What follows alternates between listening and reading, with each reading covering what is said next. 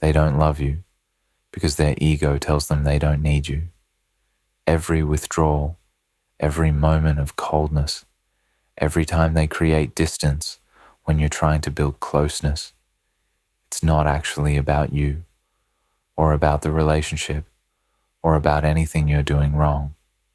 It's their ego protecting itself from the vulnerability that loving you would require. The avoidance ego is the defensive structure they've built to maintain the belief that they're self-sufficient, that they don't need anyone, that emotional independence is their core identity and strength. This ego structure is what stands between you and genuine connection with them. It's the wall that prevents them from receiving your love. It's the defense that reframes your care as pressure and your availability as suffocation. It's the mechanism that keeps them trapped in cycles of pursuit and withdrawal where they can never actually surrender to the intimacy they claim to want. And here's the uncomfortable truth that most relationship advice won't tell you. You cannot love someone past their ego.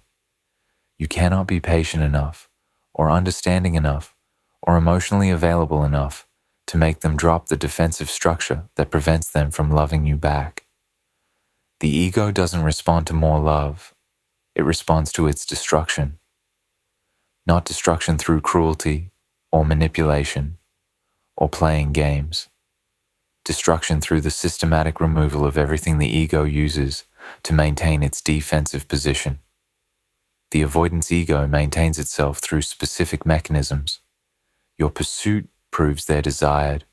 Your availability proves they won't be abandoned. Your emotional investment proves they matter. Your tolerance of their patterns proves they can maintain their defended position without consequence. Every time you pursue when they withdraw, every time you accept their return after they've pushed you away, every time you adjust your needs to accommodate their limitations, you're feeding the ego that prevents them from loving you. You're confirming the belief system that says they can have connection without vulnerability, that they can be loved without having to love back fully, that they can maintain their defended independence while keeping you available for when they decide they want engagement. The ego is what makes them believe they can have both, the benefits of relationship without the requirements of genuine intimacy. And as long as the ego remains intact, they will never love you the way you need to be loved, because loving you fully would require dismantling the ego structure that's currently more important to them than you are. Destroying the ego doesn't mean attacking them or trying to make them feel bad about themselves. It means systematically removing the ego's supports, your pursuit, your availability, your tolerance, your accommodation. It means creating conditions where the ego cannot maintain itself because the external supports it relies on have been withdrawn. It means making them experience the full consequences of their patterns rather than absorbing those consequences yourself. When you stop pursuing, the ego loses proof of being desired. When you become unavailable, the ego loses the safety net of your constant presence. When you stop tolerating their patterns, the ego loses the confirmation that defended position is sustainable. When these supports are removed, the ego begins to collapse. And in the space where the ego was, the possibility of genuine love can finally emerge. Not because you've convinced them to love you, but because the defensive structure that was preventing love has been destroyed through the systematic removal of everything that was maintaining it. The specific components of the avoidance ego that prevent them from loving you fully. The avoidance ego isn't one monolithic defense. It's complex structure with specific components that each serve protective function. Understanding what you're actually dealing with helps you recognize what needs to be destroyed and why. The ego maintains the belief that they're fundamentally self-sufficient and don't need anyone. This belief protects them from acknowledging dependency needs that their childhood taught them were dangerous to express. The core of the avoidant ego is the belief, I don't need anyone. This isn't just preference for independence. It's defensive structure built in childhood, when emotional needs went unmet, and the child learned that needing was dangerous, that expressing dependency led to disappointment or rejection or emotional unavailability from caregivers. The child adapted by shutting down the need, by becoming self-sufficient, by building identity around not needing. In adulthood, this became ego structure, a way of understanding themselves as fundamentally independent person who doesn't require emotional connection or support from others. This belief protects them from acknowledging that they do have needs, that they are dependent on connection, that they want love and care and emotional availability from you. Acknowledging these needs would mean confronting the childhood wound where needs led to pain. The ego prevents this confrontation by maintaining the belief that needs don't exist. Your love threatens this belief because receiving your love would mean acknowledging they need it, which the ego cannot allow. The ego uses your pursuit as evidence that they're valuable and desired without requiring them to demonstrate equivalent investment or vulnerability. When you pursue them, when you reach out first, when you try to close the distance they create, when you work to maintain connection despite their withdrawal, the ego interprets this as confirmation of their value. See, she's pursuing me. I must be valuable. I must be desired. I matter to her. This confirmation feels good and meets their need to feel significant, but it comes without cost. They get to feel valuable without having to be vulnerable, get to feel desired without having to demonstrate desire, get to matter to you without having to let you matter equivalently to them. The pursuit feeds the ego by providing validation that requires no reciprocal risk. This creates a situation where they can feel good about themselves through your effort while maintaining all their defenses intact. The ego needs your pursuit to function. Without it, they lose external validation of their worth and are forced to confront their own feelings rather than being able to use your feelings as proof of their value. The ego maintains control through their ability to withdraw, believing they can always create distance if intimacy becomes uncomfortable, which prevents them from having to develop capacity to tolerate intimacy. The avoidant ego's sense of safety comes from maintaining control through withdrawal. If things get too intense, I can always pull back. If I feel suffocated, I can create space. If vulnerability becomes too uncomfortable, I can retreat. This belief that they can always control intimacy level through creating distance means they never have to develop actual capacity to tolerate sustained intimacy. They don't have to work on their discomfort with vulnerability because they can simply avoid vulnerability by withdrawing. They don't have to learn to stay present during difficult moments because they can escape difficult moments by creating distance. The ego maintains itself through this control mechanism. As long as withdrawal is always an option, they never have to face the discomfort that growth would require. Your tolerance of their withdrawal reinforces this ego structure by confirming that withdrawal works, that they can create distance, and you'll still be there when they decide to return, that they don't actually have to change because their current approach successfully manages their discomfort. The ego reframes your legitimate needs as your character flaws, protecting them from having to acknowledge their own limitations by making you the problem. Your need for consistency becomes your inability to handle normal fluctuations. Your need for emotional availability becomes your neediness. Your need for commitment becomes your anxiety about the future. These reframings are ego defense mechanisms that protect the avoidant from having to confront their own incapacity. If your needs are the problem, they don't have to examine their inability to meet normal relationship requirements. If you're too demanding, they don't have to question whether they're insufficiently available.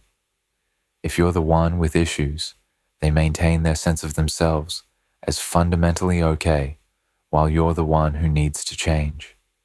The ego maintains itself through these reframings because acknowledging that your needs are legitimate would require acknowledging their limitations, which would threaten the ego's core belief in their self-sufficiency and lack of need for growth or change.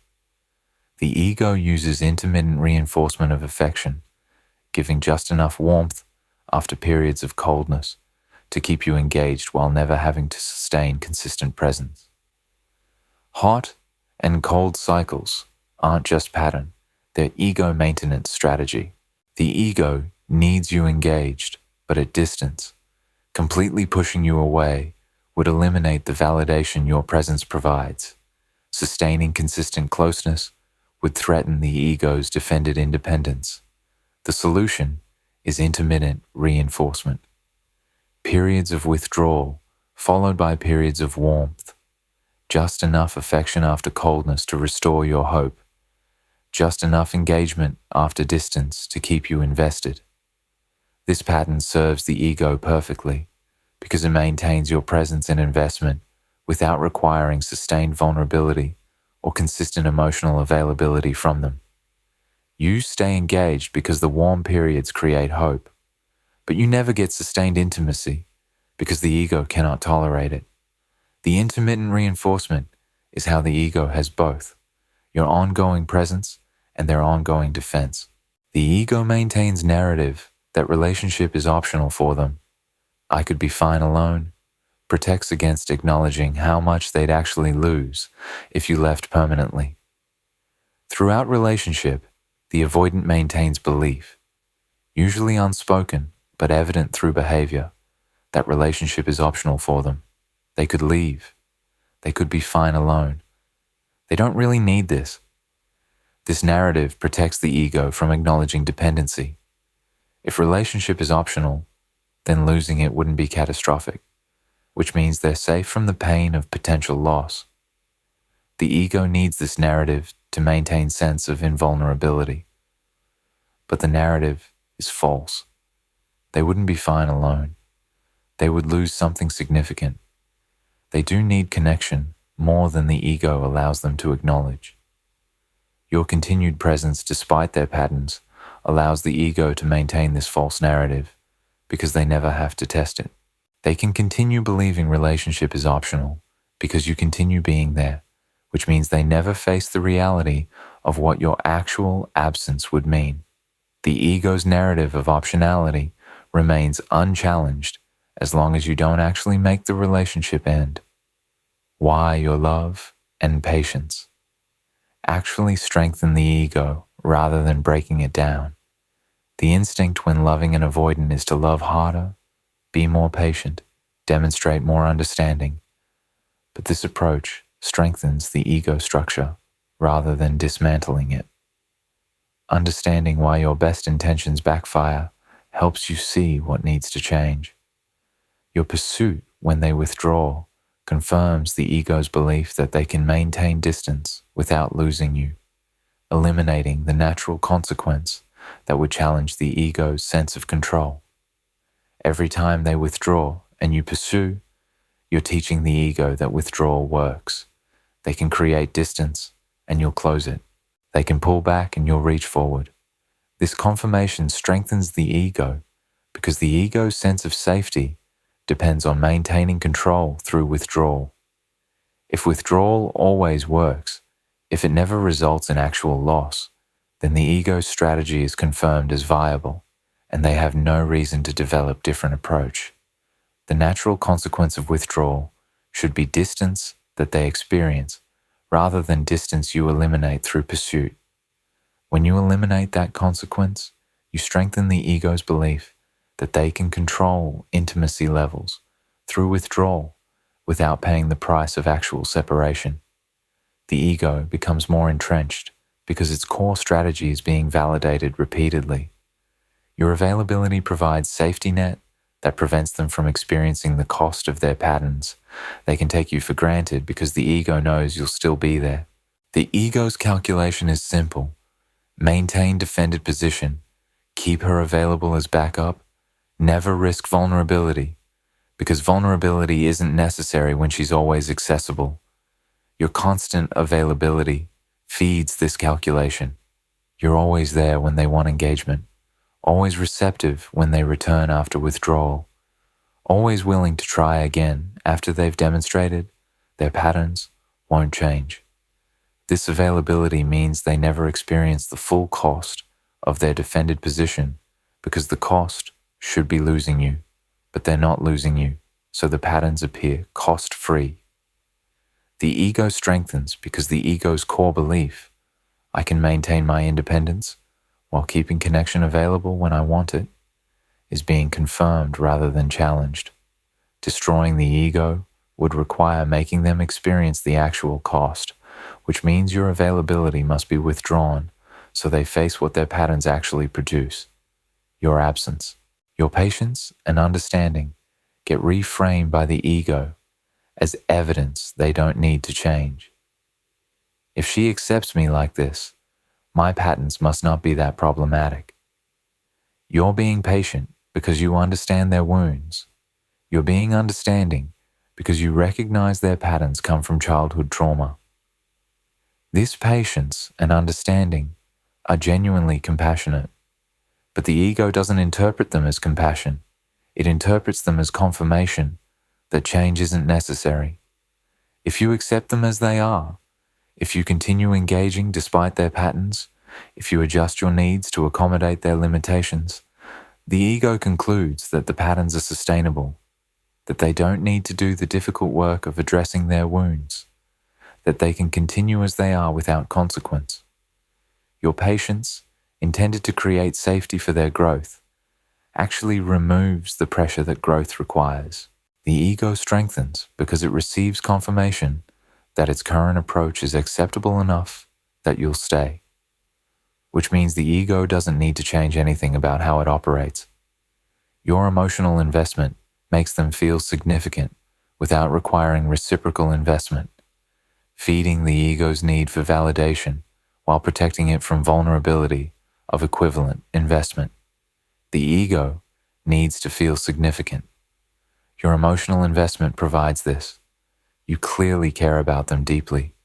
You're emotionally engaged. You're invested in the relationship. This meets the ego's need to matter without requiring them to reciprocally invest. They get to feel significant through your feelings without having to risk equivalent feelings themselves. They matter to you. This is clear and ego-satisfying.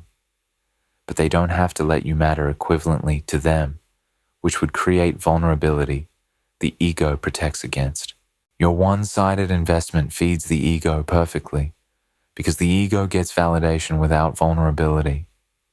Destroying the ego would require removing this validation source, making them experience what it's like to not matter to you, to not have your emotional investment, to lose the significance your care provided without reciprocal cost. Your tolerance of their hot and cold behavior confirms the ego's belief that intermittent engagement is sufficient. They don't need to sustain consistent presence because you accept inconsistency. The ego's strategy depends on your acceptance of intermittency. If you required consistency, the ego would be challenged because the ego cannot provide sustained presence without vulnerability. The ego is designed to prevent. But you don't require consistency. You accept the hot and cold cycles. You wait through the cold periods for the warm periods to return. You tolerate the inconsistency as part of loving someone with avoidant patterns. This tolerance tells the ego that its strategy works, that intermittent engagement is sufficient to keep you present, that it doesn't need to develop capacity for sustained intimacy because you'll accept sustained intimacy's absence. The ego strengthens because its core operating strategy is being validated as successful. Destroying it would require refusing to accept intermittency, requiring sustained presence, or accepting permanent absence instead of tolerating the cycles that allow the ego to maintain itself. Your continued presence despite their patterns allows ego to maintain the fantasy that they can have relationship without vulnerability, the fundamental belief that must be destroyed for genuine love to emerge. The ego's ultimate fantasy is having connection without vulnerability, getting needs met without acknowledging needs exist, receiving love without risking love. Your continued presence, despite their defended patterns, makes this fantasy appear achievable. They do have connection. You're there. They are getting needs met. You provide support and care. They are receiving love. You love them clearly. And they've achieved all of this while maintaining their defended position, without having to be vulnerable, without having to fully reciprocate. The ego's fantasy is being lived successfully. This strengthens the ego maximally because the ego's entire purpose is maintaining this exact outcome. Destroying the ego requires destroying the fantasy, which means making them experience that they cannot actually have connection without vulnerability, cannot get needs met without acknowledging needs, cannot receive love without risking love. The fantasy must be shattered through your absence, demonstrating that defended approach does not successfully maintain connection. It destroys it. The systematic process of destroying the ego to create possibility of genuine love. Destroying the avoidance ego isn't single dramatic action. It's systematic process of removing the ego's supports until the defensive structure collapses and genuine self can emerge. Understanding the process helps you execute it effectively if you choose to attempt it. Stop all pursuit immediately and completely. Let your absence destroy the ego's proof that they're desired without effort on their part. The first and most critical step is total cessation of pursuit. Stop reaching out first. Stop trying to close the distance when they create it. Stop initiating contact, making plans, maintaining the connection through your effort. The ego has been using your pursuit as evidence of their desirability without them having to demonstrate desire. Remove this evidence. Let them experience what it's like when you're not pursuing. The ego will initially interpret your non-pursuit as you playing hard to get or being temporarily upset. But as your non-pursuit continues, days becoming weeks, becoming months, the ego begins to crack. Where is the validation they were getting from your pursuit? Where is the evidence they matter that your reaching out provided? The absence of pursuit removes one of the ego's primary supports, forcing them to confront whether they actually matter to you or whether they only mattered when they were receiving proof through your pursuit. Become genuinely unavailable, not playing games, but actually building life that doesn't revolve around them or their patterns. The ego depends on your availability. Destroy this support by becoming genuinely unavailable. Not as strategy to make them want you, not as game to trigger their pursuit, but as actual redirection of your energy toward building life that doesn't include them. Pursue goals that are important to you. Invest in friendships. Develop yourself. Create life so full that even if they reached out, your response would be delayed because you're genuinely occupied with things that matter more than monitoring whether they're finally reaching out. This genuine unavailability hits the ego differently than strategic unavailability. The ego can detect games, and games strengthen the ego by confirming you're still oriented toward them. But genuine unavailability, where you're actually living your life without them, this destroys the ego's safety net. They cannot count on your availability anymore. The fallback option is gone. The ego loses one of its critical supports. Refuse to accept their return after withdrawal. Breaking the pattern that taught the ego withdrawal has no permanent consequences. The ego has learned through repeated cycles that withdrawal is temporary and consequence-free. They withdraw, time passes, they return, you accept them back. The pattern has taught the ego that withdrawal is an effective tool for managing discomfort without cost. Destroy this pattern. When they withdraw, let them go completely. When they try to return, whether days later or months later, refuse to accept the return. Not with anger, not with punishment, simply with clarity. I don't participate in hot and cold anymore. I'm building different life. This refusal shatters the ego's belief that withdrawal is controllable and reversible. They're discovering that withdrawal can result in permanent loss, that creating distance can result in distance that they can't close when they decide they're ready. The ego cannot maintain itself when its core strategy produces outcomes it cannot reverse. This forces them to question whether withdrawal is actually effective strategy or whether it's pattern that costs them what they want. Enforce clear boundaries about treatment you'll accept, destroying the ego's belief that your needs are negotiable or that your standards will adjust to accommodate their limitations. The ego maintains itself partially through believing your boundaries are flexible, that your standards will adjust, that you'll ultimately accept whatever they're capable of giving. Destroy this belief through enforcing non-negotiable boundaries. State clearly what you require from partnership. State clearly what behaviors you won't accept, and follow through completely when boundaries are crossed. Don't explain extensively. Don't give multiple chances. State the boundary, enforce it when violated, follow through with consequences.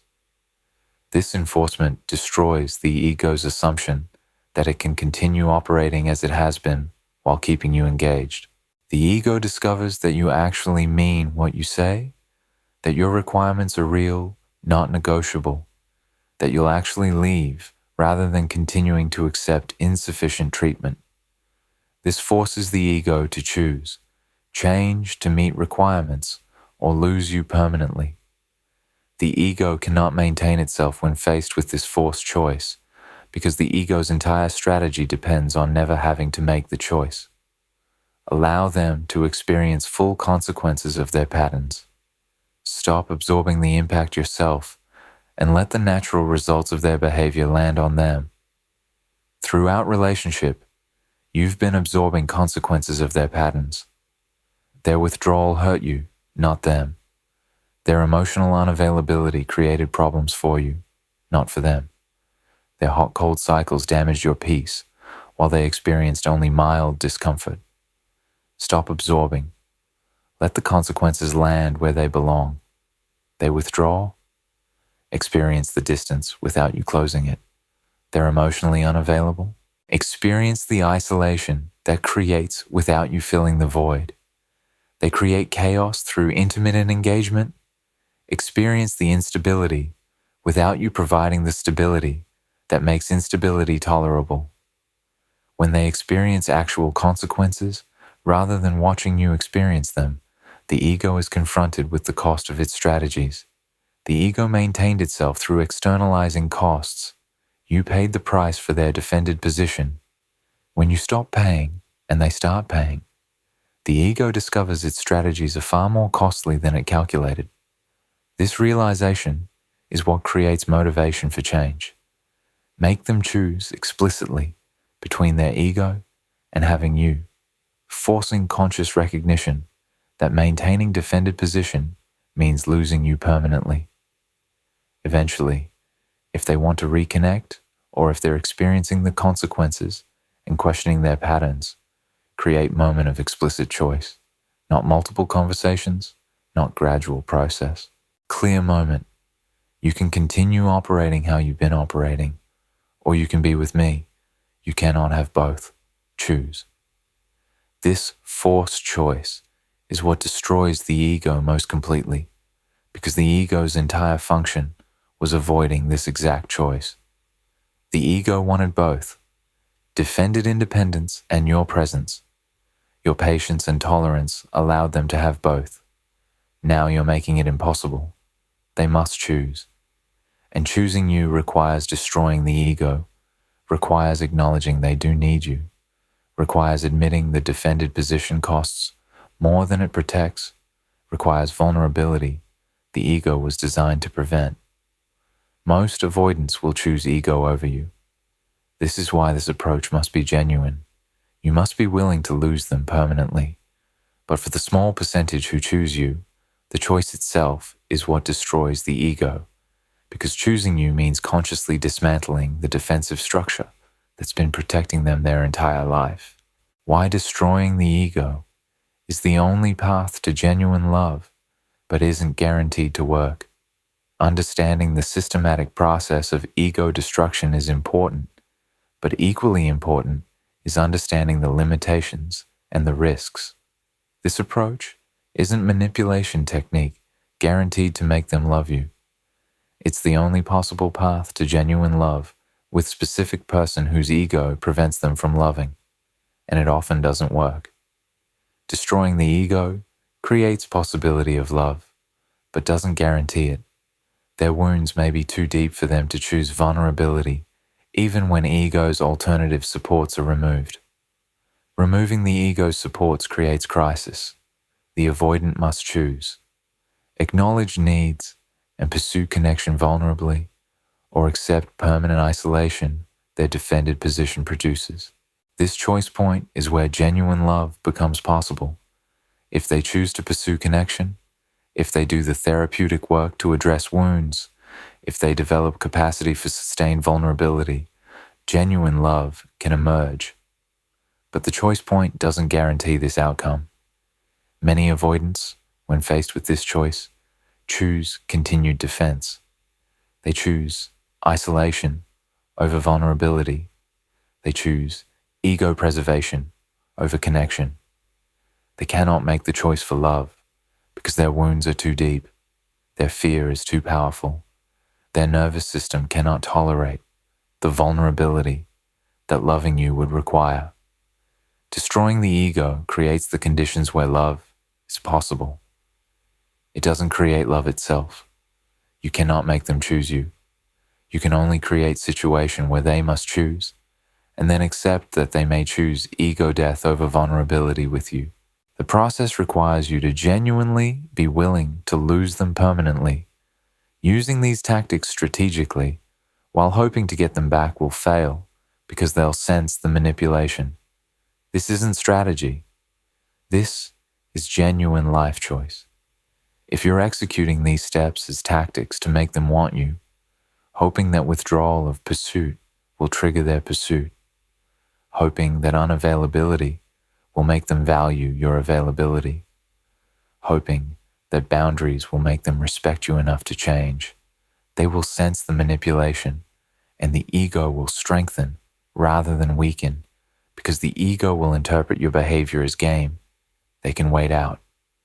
The process only works when it's real, when you genuinely stop pursuing, because you've genuinely stopped being willing to pursue someone who doesn't pursue you, when you're genuinely unavailable because you're genuinely building life without them, when you're genuinely enforcing boundaries because you genuinely won't accept treatment that crosses them. The realness is what destroys the ego. The strategy maintains the ego. You must be willing to permanently lose them.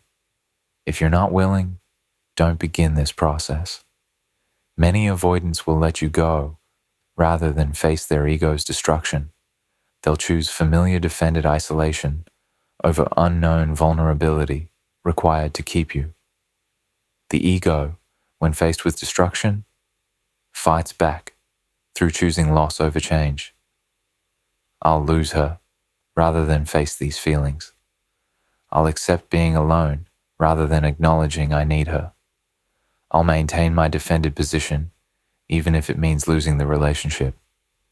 This is common outcome, not because they don't care, not because you weren't valuable, but because the terror of ego destruction, of acknowledging needs, of becoming vulnerable, of depending on someone, is greater than the pain of losing you. They will often choose the familiar suffering of isolation over the unknown terror of vulnerability.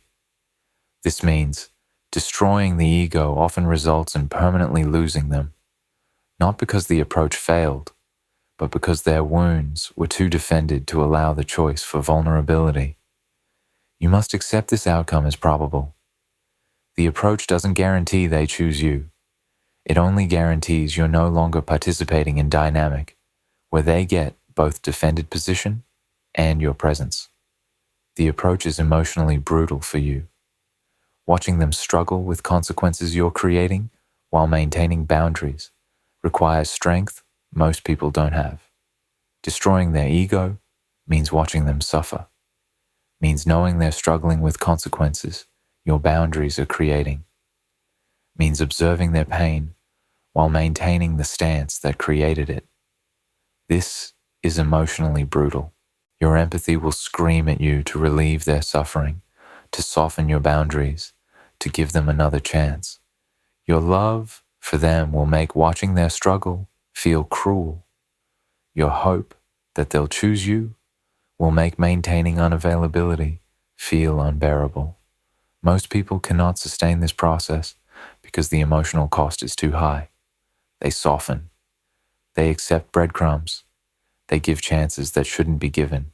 And the moment you soften, the ego is restored because the ego learns your boundaries weren't real. Your unavailability was temporary. Your enforcement was negotiable. The process only works if sustained completely. Most people cannot sustain it because the emotional brutality of maintaining it exceeds their capacity. Success means they do genuine therapeutic work and develop actual capacity, not that they change temporarily to get you back, then revert when safety is restored. If the ego destruction succeeds, if they choose you over ego, the work is just beginning.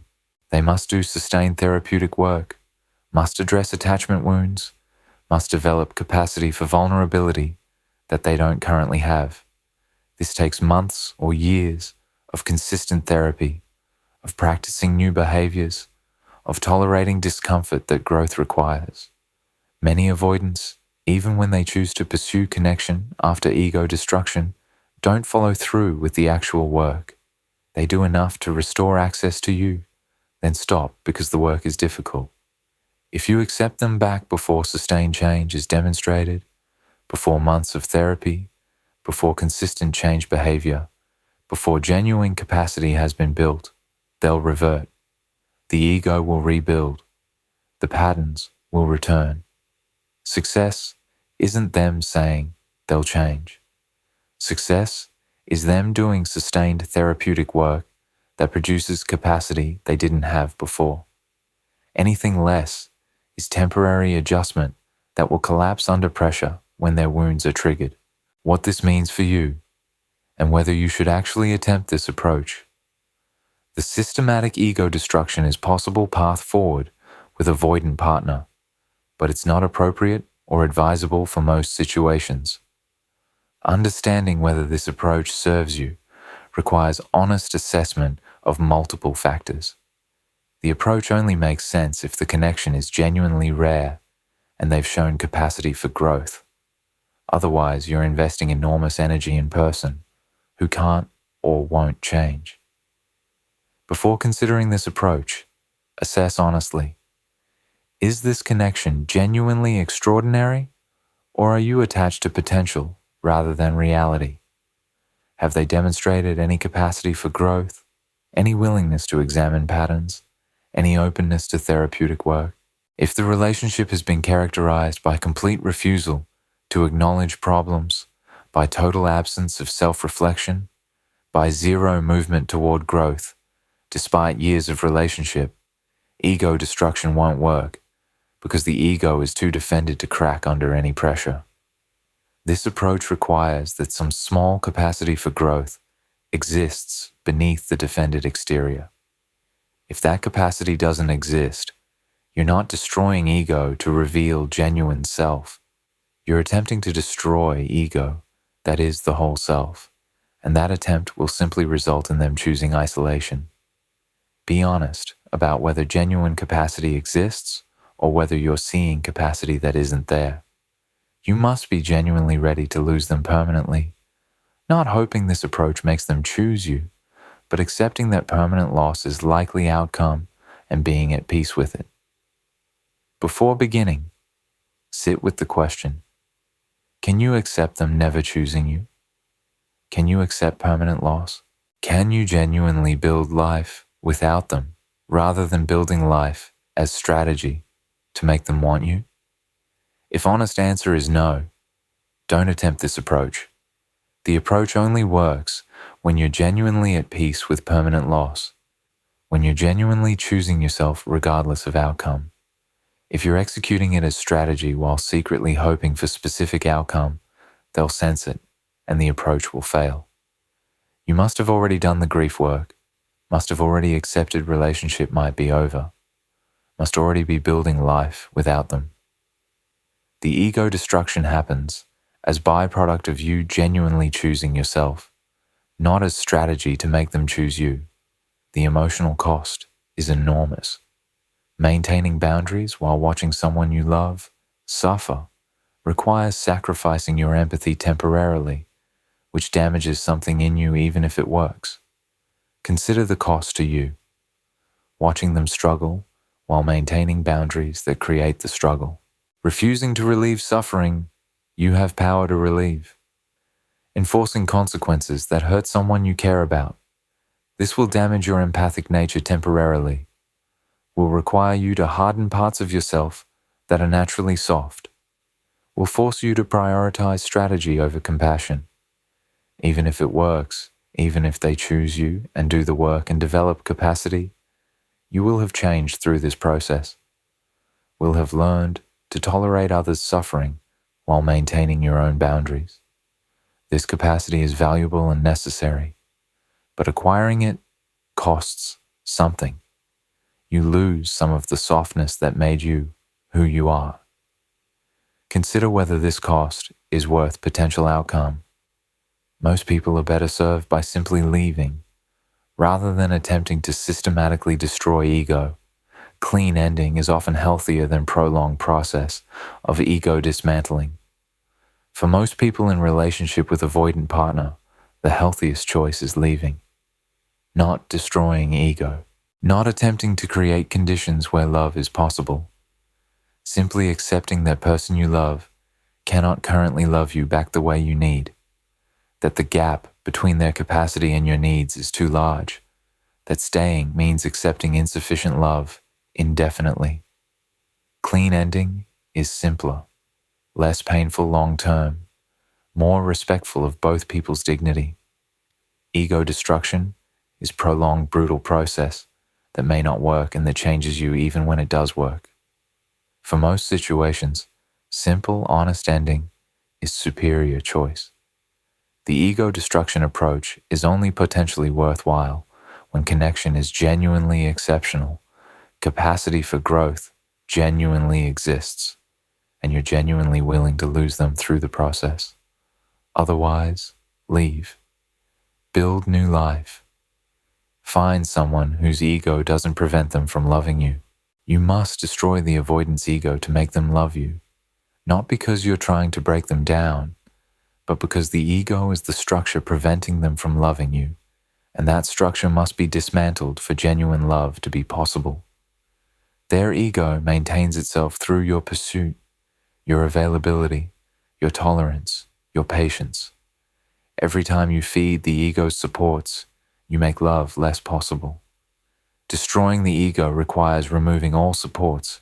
Stop pursuing, become unavailable, refuse to accept hot-cold patterns, enforce boundaries, let them experience consequences.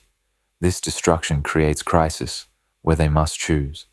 Maintain ego and lose you, or dismantle ego and pursue you vulnerably.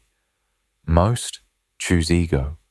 For the rare few who choose you, the choice itself is what creates possibility of genuine love, because choosing you requires destroying defensive structure that was preventing love. But destroying someone's ego isn't relationship strategy. It's last resort intervention for genuinely exceptional connection with person who has demonstrated some capacity for growth. For everyone else, for most situations, leave. You don't need to destroy anyone's ego. You need to find someone whose ego doesn't prevent them from loving you in the first place. Someone who chooses you without requiring crisis. Someone whose capacity matches your value from the beginning. That person exists. That person doesn't require ego destruction to love you. They just love you. That's who you deserve. Not someone you had to systematically break down to create possibility. They might eventually choose you. Someone who chose you without all that. Find them instead.